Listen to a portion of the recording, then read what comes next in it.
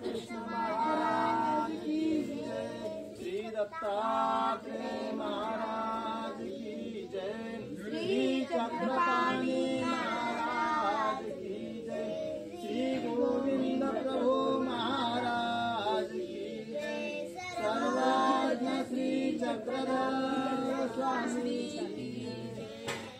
वसुदेव सुतं देवं कंसचाणूरमर्दनं देवकी परमानन्दं कृष्णं वन्दे जगद्गुरुं। सह्याद्रिशिखरी रम्या मात्र्यनसूयनन्दनं तं वन्दे परमानन्दं श्रीदत्तात्रेयं जगद्गुरुं। कलास्तनगरे जातं द्वारावत्यानिवासिनं सौम्यहं चक्रपाणितां जनकाद्विजनन्दनं। हेमम्बोदरसम्भूतं कानवादनन्तनायका त्रयो नमामि गोविन्दं जीवाविद्याविभञ्जकम्। विशालदेवस्य नित्यमुक्तिप्रदायकम् मादने परमानन्दं वन्दे श्रीचक्रधरं विभुं। वन्दे श्रीचक्रधरम्। अथ नमः श्रीगुरुदत्तं दत्तदेवं जगद्गुरुं।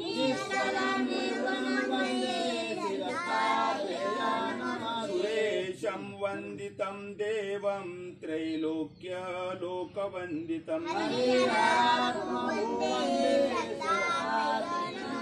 ब्रह्मलोकेषु भूतेषु शङ्खचक्रगदाधरम्।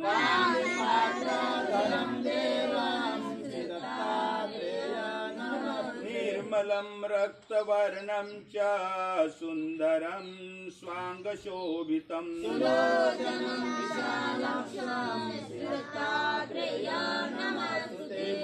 विभूतिशोभितं देहं हारकेयूरराजितं।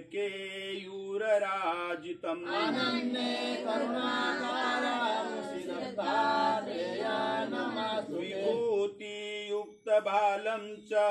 जटामुकुटमण्डितं।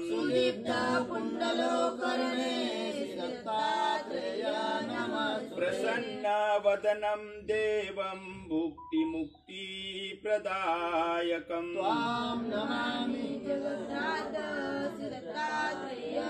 राजराजं महाराजं कार्तवीर्यवरप्रदम्। अनसूयोदराज्जातम् आत्रिमुनिसमुद्भवम्।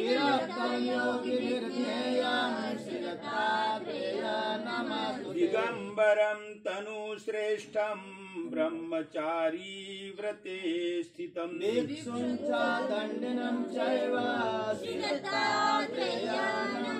कदा योगै कदा भोगै बाललीलाभिशोभितं।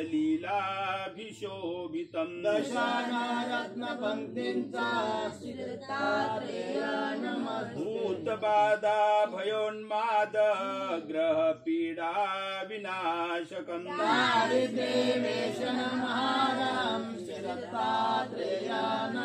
चतुर्दशां भृगोघस्त्रे जन्म मार्ग शीर्षे शुभम्। रक्तोत्पलदलपादं सर्वतीर्थ प्रकाशकम्। वन्दितं योगिभिः सर्वे नमस्तुते। ज्ञानिनं साक्षिणं देवं गतिर्मोक्ष प्रदायकम्। आत्मभूमं वरं कृष्णं श्रीदत्तात्रेय मधुरे वाक्ये श्रीदत्तात्रेय स्तुति परम्। साक्षात् व्यक्तं स्वयं ब्रह्म श्रीदत्तात्रेय नमः। प्राणिनां सर्वजन्तूनां कर्मपाश प्रभञ्जकम्। श्रीदत्तात्रेय स्तुति स्तोत्रं सर्वकार्य विधायकम्। पुत्रो लभते पुत्रं धनधान्ये समन्वितं राजमान्यो भवेत् लक्ष्मीराप्राप्तं लभते क्षणा संध्यादपमानस्य श्रीदत्तात्रेय स्तुति परम् तस्य रोगाभयनास्ति कुष्माण्डा डाकिनी यक्षा पिशाचा ब्रह्म राक्षसा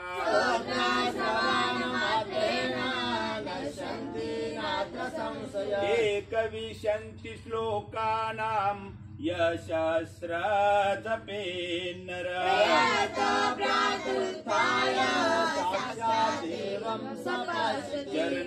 चरणकमलपारं मध्य सौन्दर्यकारम् अधर्ममृतधारं नेत्रतापापहारम् करचरणकृतं वा कायजं कर्मजं वा विदितम् अविदितं वा सर्वमेतत् क्षमस्वम् क्रूरं नष्टतमा विनष्टमनसं भ्रष्टं शठं निष्ठुरम्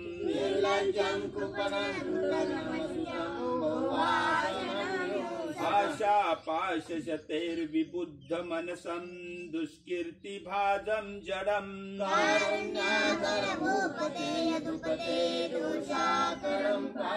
न भक्तिश्च न वैराग्यं न च ज्ञानं न गुणो मयि ईदृशं पाहि मामीशं सदा दोषार्णवं पापोऽहं पापकर्माहं पापात्मा पापसम्भव पाहि मां कृपया देव शरणागतवत्सला श्रीदत्तम् अनसूयासूतं मातृपुत्रं ऋषीवरम्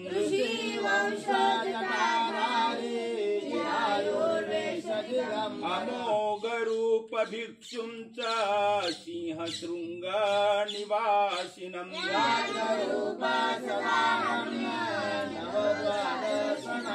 वाक्वरदा सत्यवाणी च ब्रह्मचारी सदा गुणम्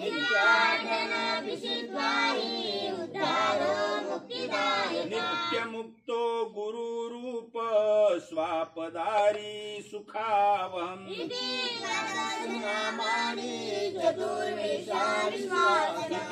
चिंतामणि स्तोत्र अत्रिसूत भवेद्वशी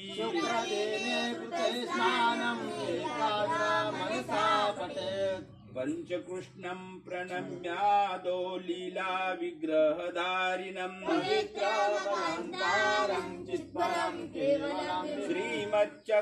श्रीमच्चक्रधरादीनां पदाङ्घ्रि स्पर्शितं भुवि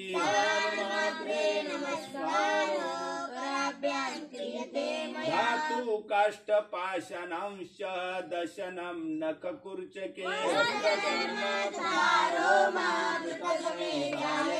शाक्ता परोक्ष सामान्य विशेष ज्ञानिनस्तथा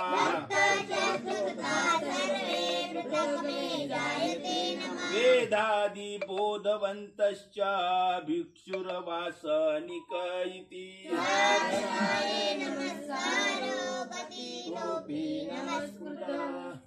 अथ तृतीयोऽध्यायः अर्जुन उवाच जायसी चेत् कर्मणस्ते मता बुद्धिर्जनार्दन किं कर्माणि घोरे मां नियोजयसि केशव व्यामिश्रेणेव वाक्येन बुद्धिं मोहयसीव मे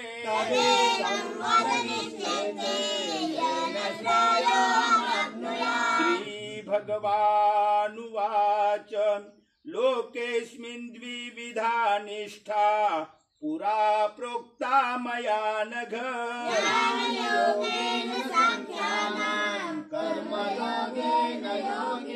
न कर्मणा मनारम्भान् नैष्कर्म्यं पुरुषोऽश्नुते सिद्धिं गच्छति न हि कश्चित् क्षणमपि जातुतिष्ठत्य कर्मकृत् कार्यदेहावशात् कर्म सर्वं प्रकृतिदैर्गुणे कर्मेन्द्रियाणि संयम्य य आस्ते मनसा स्मरन् इन्द्रियार्थानि मूढात्मा मिथ्याचारस्य उच्यते यस्त्विन्द्रियाणि मनसा नियम्यारभतेऽर्जुन कर्मेन्द्रियात्मयोगम् असक्तं सविशिष्यते नियतं कुरु कर्म त्वं कर्म जायो ह्यकर्मणः न प्रसिद्धेत कर्मणा यज्ञार्थात् कर्मणोऽन्यत्र लोकोऽयं कर्म बन्धनः तदर्थं कर्म कौन्तेय सह यज्ञा प्रजा सृष्ट्वा पुरोवाच प्रजापति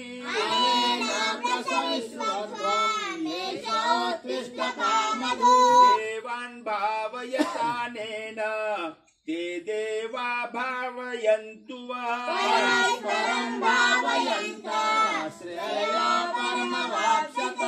इष्टान् भोगान् हि वो देवा दास्यन्ते यज्ञ भावितः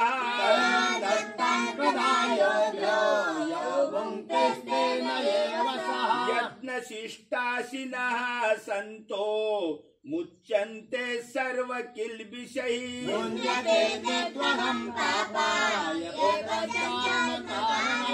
अन्नाद्भवन्ति भूतानि पर्जन्यादन्न संभव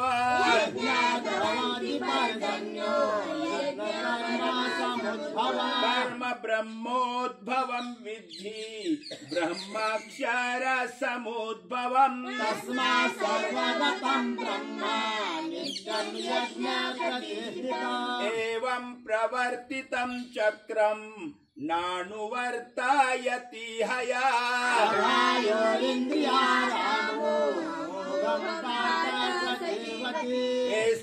एस्त्वात्मरतिरेव स्यादात्मतृप्तश्च मानवः आत्मन्येव च सन्तुष्टः तस्य कार्यं न विद्यते नैव तस्य कृतेनार्थो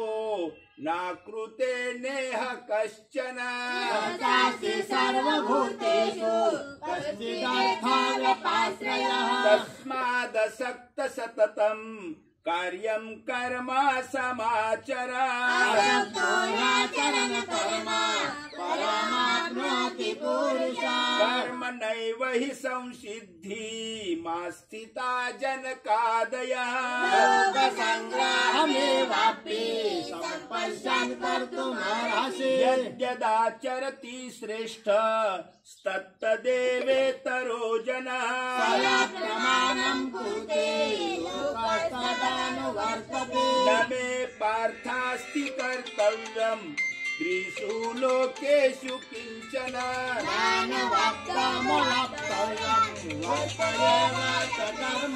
यदि हेयं न वर्तेयम् जातु कर्मण्यतन्द्रितः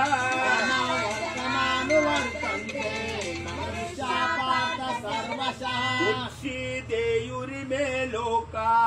न कुर्यं कर्म चेदहम्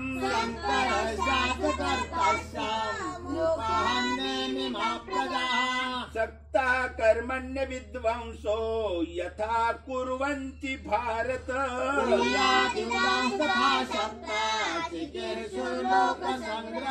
न बुद्धिभेदं जनयेत् अज्ञानं कर्म संगिनाम्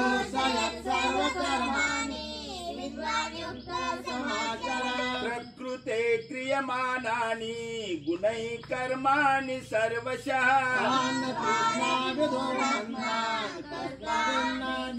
तत्त्ववित्तु महाबाहो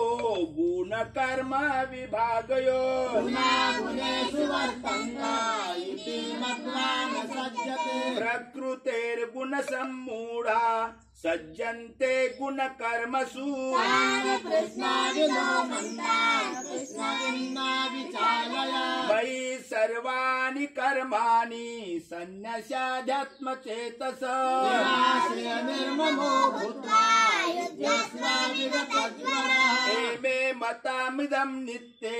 मनुतिष्ठन्ति मानवः तावन्तु न सूयन्तो मुच्यन्ते तेऽपि कर्मभिः एत्वेतदभ्यसूयन्तो नानुतिष्ठन्ति मे मतम् सर्वज्ञानाविमूढास्तान् विद्धि नष्टान् चेतसा सदृशं चेष्टते स्वशः प्रकृतेर्ज्ञानवानपि प्रकृतियान्ति भूतानि निग्रह किं करिष्यति इन्द्रियेशेन्द्रियस्यार्थे रागद्वेषो व्यवस्थितो वशमागच्छात् तौ ह्यस्या परिपन्थिनो श्रेयान् स्वधर्मो विगुणः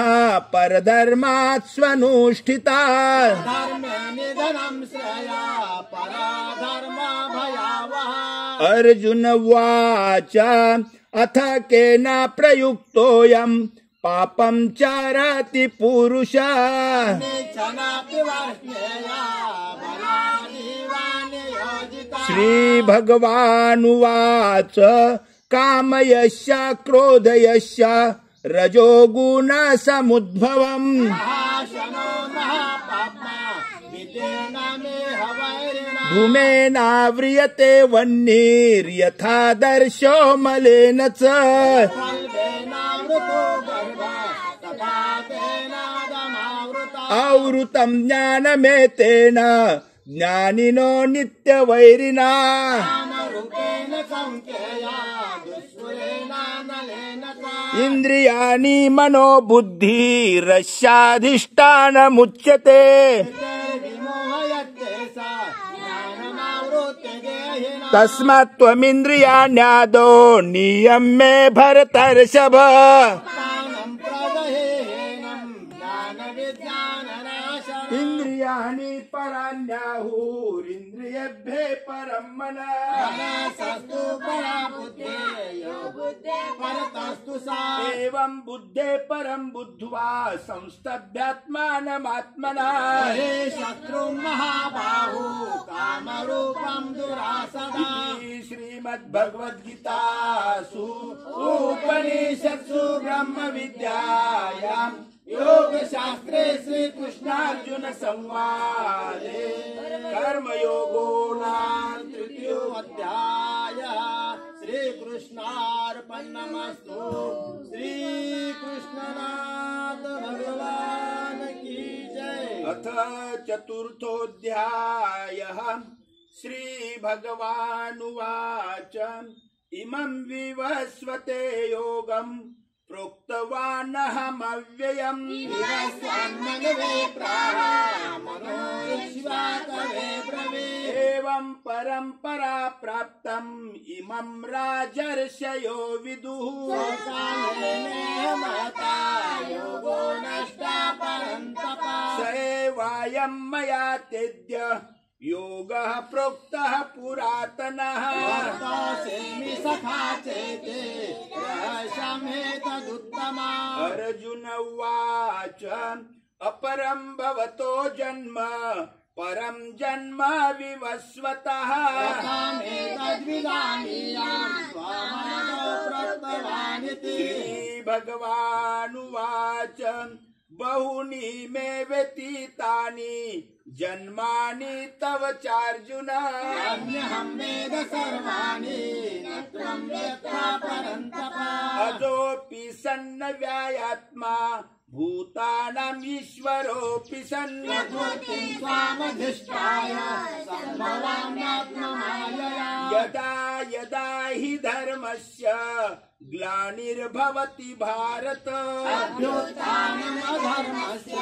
तदात्मानं सृजाम्यहम् परित्राणाय साधूनां विनाशाय च दुष्कृतम् धर्म संस्थापनार्थाय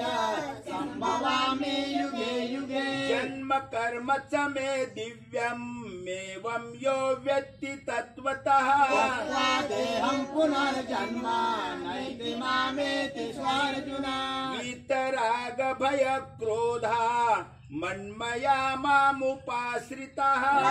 ओजान तपसा पुता मद्भावमागता ये यथा मां प्रपद्यन्ते तंस्तथैव भजाम्यहम् मम वर्तमानुवर्तन्ते मनुष्या पार्थ सर्वशः काङ्क्षन्त कर्मणां सिद्धिं यजन्त इह देवता शीघ्रं हि मानुषे लोके सिद्धिर्भवति कर्मजा चातुर्वर्ण्यं मया सृष्टं गुणकर्म विभागशः तस्य कर्तारमपि मां विद्ये कर्तारमव्ययम् न मां कर्माणि लिम्पन्ति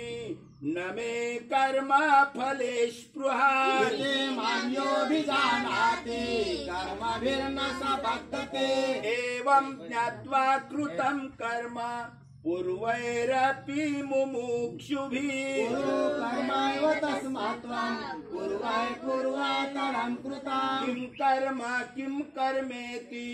कवयोऽप्यत्र मोहिता कर्म प्रवक्ष्यामि यज्ञत्वा मोक्ष्यसे शुभात् कर्मणो ह्यपि बोद्धव्यं च विकर्मणः कर्मणश्च बोद्धव्यं गहना कर्मणो गते कर्मण्ये कर्म यः पश्येत् अकर्माणि च कर्म यः स बुद्धिमान् मनुष्येषु स युक्तः कृष्णकर्म यस्य सर्वे समारम्भा कामसङ्कल्पवर्जिताः ज्ञानाग्निदग्धकर्माणं तमाहो पंडितं बुधा त्यक्त्वा कर्मफलासङ्गम् नित्यतृप्तो निराश्रयः कर्मण्येभिप्रवृत्तोऽपि नैव किञ्चित् करोति सा निराशीर्यत चित्तात्मा त्यक्त सर्व परिग्रह शारीरं केवलं कर्म कुर्वन्नाप्नोति किल्बिषम् यदृच्छालाभ सन्तुष्टो द्वन्द्वातीतो विमत्सरः सिद्धावसिद्धौ च कृत्वापि न निबध्यते गतसङ्गस्य मुक्तस्य ज्ञानावस्थितचेतसः ज्ञायाचरता कर्म समग्रं प्रविलीयते ब्रह्मार्पणं ब्रह्मवीर्ब्रह्माग्नौ ब्रह्मणाहुतम् ब्रह्मैव तेन गन्तव्यं ब्रह्म कर्म समाधिना दैवमेवापरे यज्ञं योगिनः पर्युपासते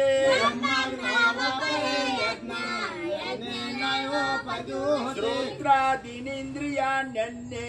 संयमाग्निषु जुह्यति इंद्रियाग्नेषु जुह्यति सर्वाणीन्द्रियकर्माणि प्राणकर्माणि चापरे आत्मसंयमयोगाग्नो जुह्यति ज्ञानदीपिते द्रव्ययज्ञास्तपो यज्ञा योगयज्ञास्तथा परे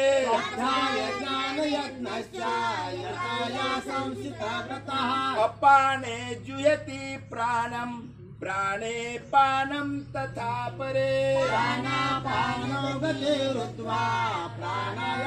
प्राणायामपरायणः अपरे नियताहारा प्राणान् प्राणेषु जुह्वति सर्वपेते यज्ञविदो यज्ञक्षापि न कल्मषा यज्ञशिष्टामृतभुजो यान्ति ब्रह्म सनातनम् नायं लोकस्य यज्ञस्य कुतन्न कुरु सत्तमा एवं बहुविधा यज्ञा वीतता ब्रह्मणो मुखे कर्मजान् विदितान् सर्वान् एवं ज्ञात्वा विमुक्ष्यसे श्रेयान् द्रव्यमयाद्यज्ञात् ज्ञानयज्ञः परन्तप सर्वं कर्माखिलं पार्थ ज्ञाने पारे समाप्यते तद्विद्धि प्रणिपातेन परिप्रश्नेन सेवया उपदेक्ष्यन्ते ते ज्ञानं ज्ञानेनस्तत्त्वदर्शना यज्ञात्वा न पुनर्मोहम् एवं यास्यसि पाण्डव येन भूतान्यशेषेण द्रक्ष्यसात्मन्यतो मयि अपि चेदसि पापेभ्यः सर्वेभ्यः पापकृत्तमः सर्वज्ञानाप्लवेनैवानुजेनं सन्तरिष्यसि यथेदंसि समिद्धोऽग्निर्भस्मसात् कुरुतेऽर्जुन ज्ञानाग्नि सर्वकर्माणि भस्मसात् कुरुते तथा न हि ज्ञानेन सदृशम् पवित्रम् इह विद्यते स्वयं योग संशुद्धि कालेनात्मानि विन्दते श्रद्धावान् लभते ज्ञानम् तत्परः संयतेन्द्रिय अयं लोकास्ते न परो न सुखं संशयात्मना अज्ञश्च श्रद्धानश्च संशयात्मा विनश्यति अयं लोकास्ते न परो न सुखं संशयात्मना योगसन्न्यस्तकर्माणम् ज्ञानसंच्छिन्न संशयम् आत्मवन्तान् कर्माणि निबद्धन्ते धनञ्जय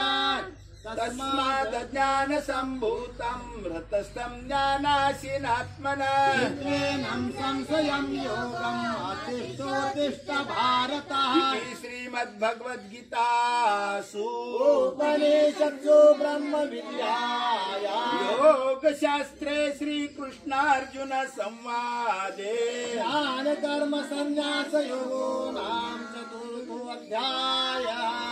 श्री गोपाल कृष्ण महाराज की जय। श्री चक्रधराय नमः।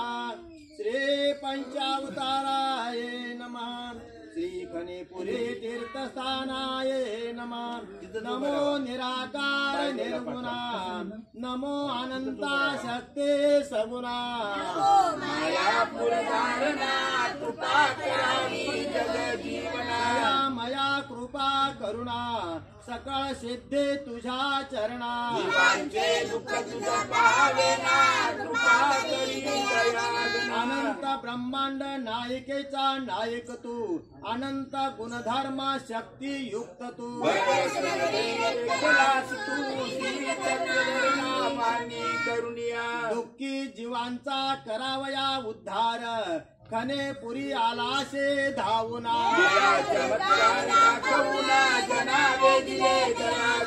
कार्तिक शुद्धा तृतीयेला खनेपुरे घडले अद्भुत लीळा जय जया जय श्री चक्रधरा तुमचे चांपे गौरा श्रीमूर्ती दर्शन मात्रे जनाशी वेदिती माता गेली ग्रामाला खनेपुरीच्या शिवारात काटे तळे एकांतात देवबाशी सांगतो मात ऐकून अवघे झाले चकित ग्रामस्थ लागते चरणाला भारद्वाज पक्षे तोहे वेधला वार्ता गेली चहू दिशाला लोक धावती दर्शनाला मर्दना मादने स्नान घालिते चंदनाचे ओटे लाविते माळा गळा घालती ओवाळती पंचदीप बाईसा म्हणती देवा स्वीकारावे जी आरोगना म्हणती ना तो बाशी भिक्षाना दैवात आरोगिले ऐशी घडले अद्भुत लीळा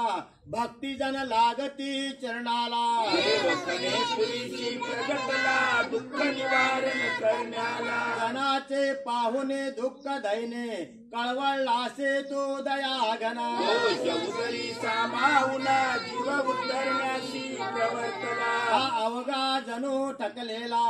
तो आलासे फेडण्याला मी दुःखाने गांजलेला माय बापा चक्रधरा हे पामरा दुःखिस्ता हिन दिन अधमा पतिता पितृदोषाने झालो त्रस्त माय बापा चक्रधरा संसार दुःखाचे रडगाने गावोनी मागतो तुझा मागणी तू माय बाप दयाळूपणे देशील ते घेईल संतोषाने काय सांगू माझी व्यथा देवा तू सर्व असे जाणता रंगल्या गांजल्यांची तू माता तू माहेर जीवांचे देवा माझे दुःख अमिता दारिद्र्याने झालो पीडिता परिवाराची झाली वाताहत पितृदोषे भंगलो घर नाही राहावया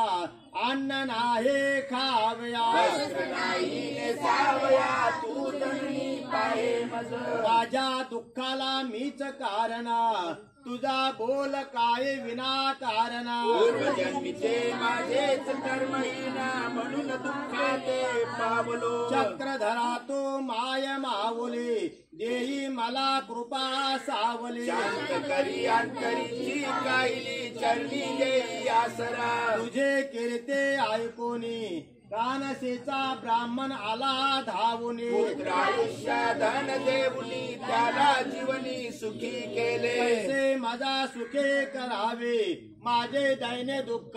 फेडावे माझे या परिवाराशी रक्षावे कृष्णनाथा चक्रधरा सकळांचा तो गोसावी चक्रधारी कने पुरेसे राज्य करी तुझे भारत ध्वजावे दुस्थान सर्व सुखाचे निदान ते खने पुरेशी जाती दर्शना त्यांचे पाप होये भंजना ते सुखी होती जीवना पितृदोष नासती आणि काळ सर्प आते दारुण ग्रासावया करी आक्रमणा त्यांचेही करी मने धरुणे भक्ते भावा विडा अवसर करे समर्पण विघ्न होई निवारण तृप्त होई शांत माझा नवग्रह दोष नासावाजे मला येस सिद्धे द्यावे जे विद्येपासून मज रक्षावे जी भारत ध्वजा वेदना तो पंचरूपाने आपुल्या ध्याने लीळा आठवी एकाग्र होऊनी सकळ मनोरथ पुरली चक्रपाणी रक्षिता समर्थ अष्टोदशे विडे अर्पणा करुणा श्री चक्रधार स्तोत्रा करे पठना दयाचा पितृदोष नाशुना तो सुखी होय त्याच्या परिवाराचे फिटेल भ्रांत यश मिळेल त्याला निश्चिंत तो श्रीमंत होईल झाला मनोने नित्यदिनी करावे पठन मग करावे अन्नोदका सेवन भावमणी धरणी भजावे पंचकृष्णाते पुरुषे आणूनी आपुल्या घरी त्यासे भजावे तन मन धनाने पावे श्री चक्रपाणी हे सर्व दोष नाशक श्री चक्रधार स्तोत्र रचयिता प्रज्ञासागर मानुभावी म्हणता विश्व शांते नामस्मरण आत्मसेता गंगा तीर सर्वात्म श्री चक्रधर